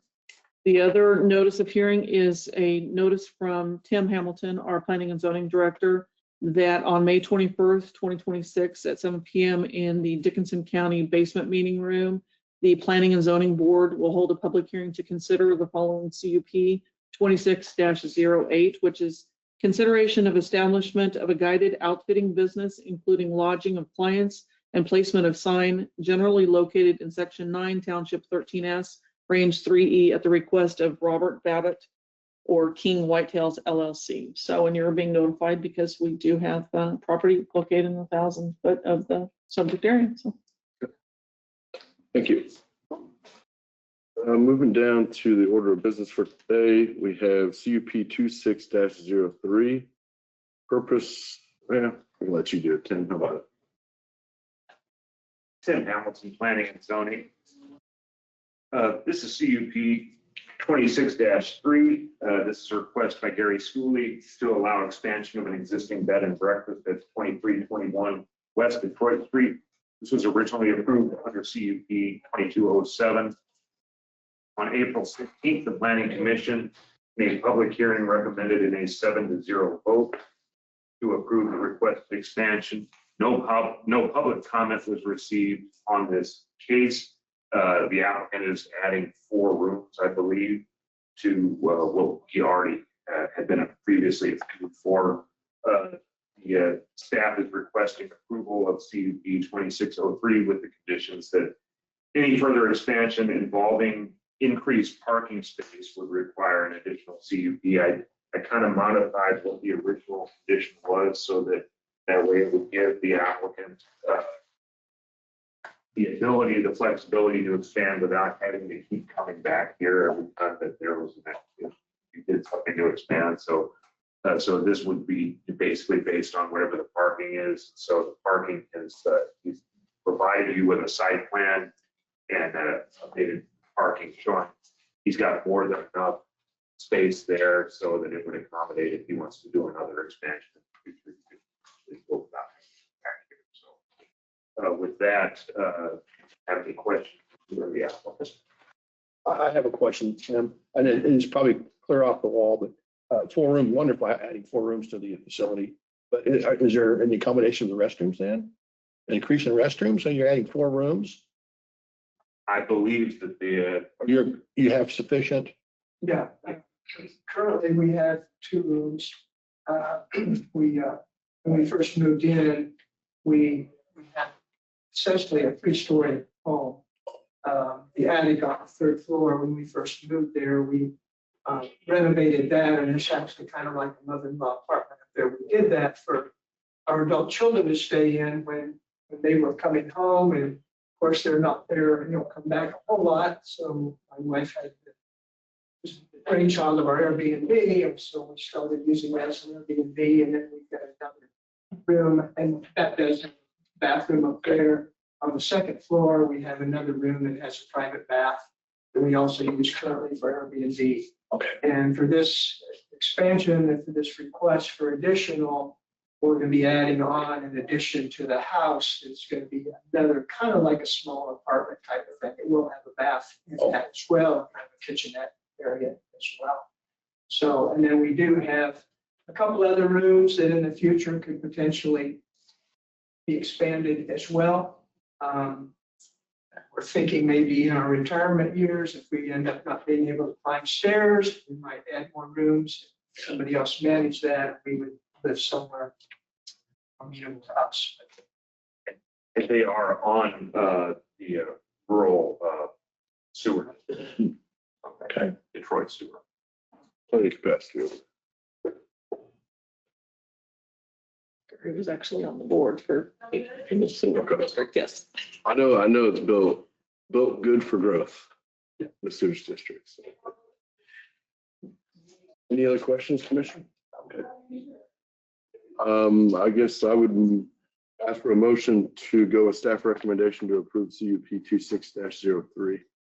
Make a motion to accept the CUP 2603. I'll second that. Any more discussion? All in favor, say aye. Aye. Motion carries. Congratulations. Well, thank you for your investment. Yeah. Also, I mean, that's a Building good now. sign when people want to expand their business and make improvements and. It's been doing quite well. In fact, we need to get people internationally. In fact, we had a couple staying last night from India and various other countries as well. It's nice to get to know those folks. Kind of tell them about our area, you know, the Midwest here. So is it the interstate that's bringing them through or what are they here to A lot see? of times, it's just overnight stayers, you know, traveling from St. Louis to Denver or whatever. We get a lot of I-70 traffic. We also get sometimes teachers or students that are doing research at Eisenhower Center. People just coming to see family or for local events, but a lot of different things, a lot of different people coming for various reasons. Yeah, it provides, you know, a lot of space for people to come and enjoy our community and, you know, spend their money here. So There you go. So international, you explain to them, it's not the Motor City that they're at, so.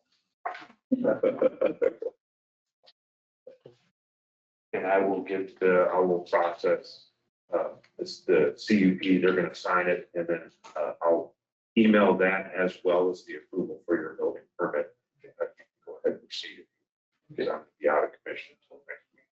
great, thanks, Tim. Okay, moving on to CUP 26-05. Then we want to do this one too? All right, this is a request by Vertical Bridge to construct a 310-foot guide telecommunications tower on a parcel of land located in section 21 township 14 south range 2 east for the purpose of improving cellular coverage. On April 16th, the planning commission recommended approval on a 7-0 vote on the condition that any FAA and FCC approvals be submitted prior to a building permit being issued. I think that you submitted those already, so I think I've got those on my file. I'll double check, but anyway, that's this is with cell towers are kind of unique in that a lot of the county and municipality regulations have been kind of overridden, if you will, by the federal laws. Telecommunications Act basically limits our review to making sure that it meets the setbacks from the property, as well as making sure that their foundation is solid enough to where it's not going to get over. You guys in Verizon? You want to say? Do you guys contract to Verizon? Yeah, I work for Selective Site Consultants. I'll get better reception down there now. I think it would be the anchor tenant. As long as I get better reception. If you can guarantee me that. The tower's gonna be built and structurally sound for up to 3 carriers. Okay. Their long-term goal would be all carriers get on there. It's obviously more ramp for Vertical Bridge, so the long-term goal would be all carriers.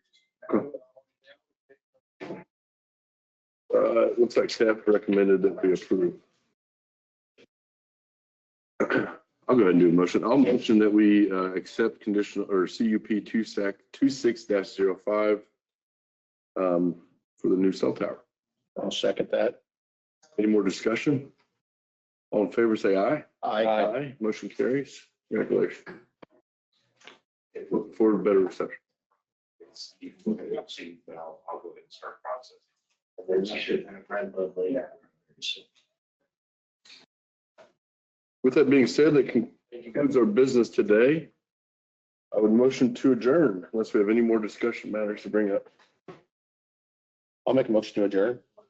Seconded, Second. adjourned. Want to make sure you didn't have any. No, I thought you were giving the second, so that's why. That worked. A lot of papers there. I know, Yeah. a lot of information.